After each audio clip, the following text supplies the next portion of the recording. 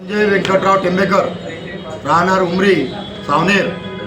मी युवा शेतकरी योद्धा बौद्धिक संस्था सावनेर, नागपूर, महाराष्ट्र राज्याचा संस्थापक अध्यक्ष असून ग्राम नांदोरी, तालुका सावनेर इथे जो विहिरीचा घोळ झाला त्या विहिरीच्या घोळाबद्दल मी आपणास काही सांगू इच्छितो। बंधूंनो, एकाच शेतात दोनदा विहिरीचे कैसे पैसे शेतकरी, लाभार्थी, रोजगार सेवक, इंजिनियर, सचिव आणि ती ग्रामपंचायतची बॉडी कशी पैसे उचल करून कसा भ्रष्टाचार करते याचा पुरावा म्हणजे नांदोरी गावातील ही विहीर। या एकाच विहिरीवर 22/1/2026 रोजी या लोकांनी विहीर खचली म्हणून ग्रामपंचायत नांदोरीला अर्ज केला आणि त्या अर्जाच्या अनुषंगाने ग्रामपंचायत तो अर्ज मंजूर बी केला आणि 1,28,940 रुपयाची उचल केली।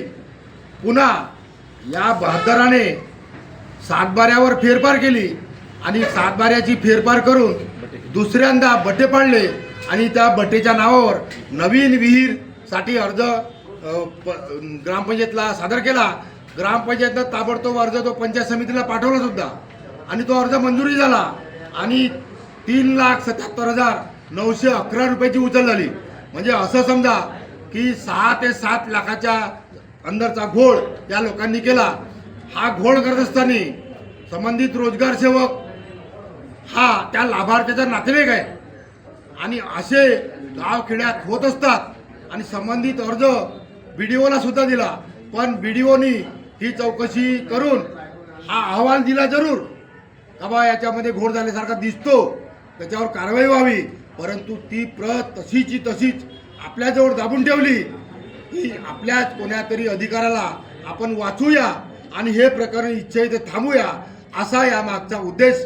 मी युवा शेतकरी योद्धा बौद्धिक संस्थेच्या नावानं मी विनंती करतो माननीय कलेक्टर महोदयाला, मुख्यमंत्र्यांना, पालकमंत्र्यांना, हे गावोगावी झाले असे घोळ होतात हे आम्हाला हमखास माहीत आहे। हा नमुना आज तुमच्या समोर आहे, याची उच्चस्तरीय चौकशी व्हावी, यांच्यावर FIR दर्ज व्हावा आणि यांच्या संपत्तीला विकून हे पैसे शासनाच्या तिजोरीत जमा करावे हीच माझी विनंती।